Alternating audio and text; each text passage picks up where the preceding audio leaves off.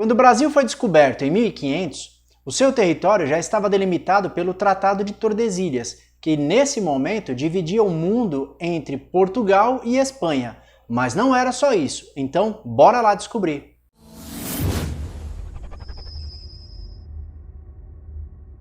Olá pessoal, Júlio aqui.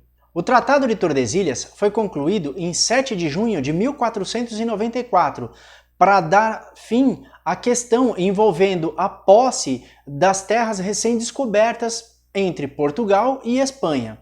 A motivação jurídica para esse tratado foi a Bula Papal Intercaetera, de 4 de maio de 1493, que fixava uma linha circular que passava a 100 léguas da ilha de Cabo Verde, Polo Norte e Sul, e a partir desse momento, tudo aquilo que se chamava de Novo Mundo pertenceria à Espanha e a África e a Índia pertenceria a Portugal. A partir do final do século XV, os europeus começaram a enviar exploradores a fim de mapear o mundo e encontrarem rotas alternativas para a Índia, China e África, que nesse momento ainda não haviam sido dominadas pelos países, pelas potências marítimas da época.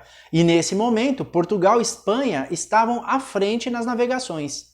Ao saber da viagem patrocinada pelos espanhóis e das descobertas de Cristóvão Colombo do dito Novo Mundo, o rei português Dom João II enviou cartas ameaçadoras aos reis católicos, informando que, pelo Tratado de Alcáçovas de 1479 e confirmado em 1481 pela Bula Papal Aeterni Regis, do Papa Sisto IV, todas as terras abaixo das Ilhas Canárias pertenceriam a Portugal. Portanto, as terras do Novo Mundo eram portuguesas. Além disso, o rei português afirmou que já estava fazendo tratativas para enviar uma frota comandada por Francisco de Almeida a fim de tomar posse das novas terras. A Espanha, receosa, tratou de iniciar as negociações através da via diplomática. O Papa Alexandre VI tornou-se o árbitro dessa contenda, demonstrando a complexidade da situação. E através da Bula Papal Intercaetera de 1493, delimitou que, a 100 léguas a oeste da ilha de Cabo Verde, todo o território conhecido como Novo Mundo pertenceria à Espanha pela descoberta de Colombo. E o que estaria ao outro lado pertenceria a Portugal, que seria a África e a Índia. Os termos da bula desagradaram a coroa portuguesa. E para resolver esse impasse, foi acordado em 1494 o Tratado de Tordesilhas, através de negociações entre o rei Fernando II de Aragão, a rainha Isabel I de Castela e o rei Dom João II de Portugal, que estabelecia, dessa vez, uma nova marcação, que passaria a 370 léguas da ilha de Cabo Verde e entre os polos. E aí todas as terras seriam de fato divididas entre Portugal e Espanha. Como podemos observar no mapa, se caso o Tratado de Tordesilhas tivesse sido respeitado até os dias atuais, o território compreendido pelos estados do Rio Grande do Sul, Amazonas, Mato Grosso, Roraima, Rondônia, Amapá, parte de São Paulo, de Goiás, de Paraná e de Santa Catarina pertenceriam à Espanha, mas nesse momento o Brasil ainda não havia sido descoberto. Cabe salientar que, apesar do que dizem sobre os navegadores espanhóis terem chegado primeiro ao Brasil, na obra de Capistrano de Abreu sobre o descobrimento do Brasil, ele deixa bem claro que chegar primeiro não é sinônimo de descobrimento. De imediato, o tratado garantia a Portugal o domínio sobre as águas do Atlântico Sul, essencial para uma manobra náutica conhecida como volta do mar, utilizada para evitar as correntes marítimas que empurravam para o norte todas as embarcações que navegavam a costa sudoeste da África, permitindo, portanto, a volta ao Cabo da Boa Esperança.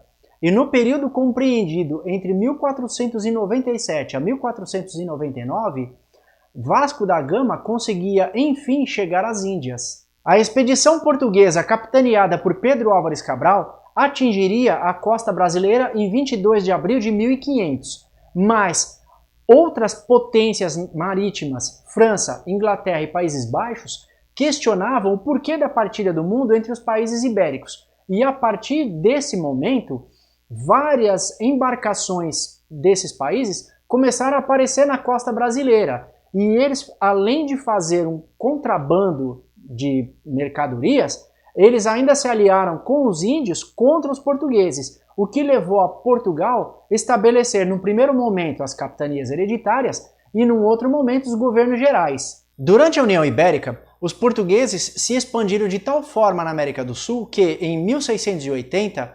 visando o comércio do Rio da Prata e as regiões andinas, fundaram um estabelecimento à esquerda do Rio da Prata, em frente a Buenos Aires, a colônia de Sacramento. A fixação de bases portuguesas no território espanhol gerou um longo período de conflitos armados entre eles, conduzindo à assinatura do Tratado de Madrid em 1750, que colocaria um fim momentâneo nas questões territoriais e principalmente de fronteiras entre os países da América do Sul. O acordo entre Portugal e Espanha afetaria o Brasil e o Rio da Prata, pois a Espanha trocaria as missões jesuíticas pela colônia de Sacramento, terras adjacentes ao Rio da Prata e sua navegação livre.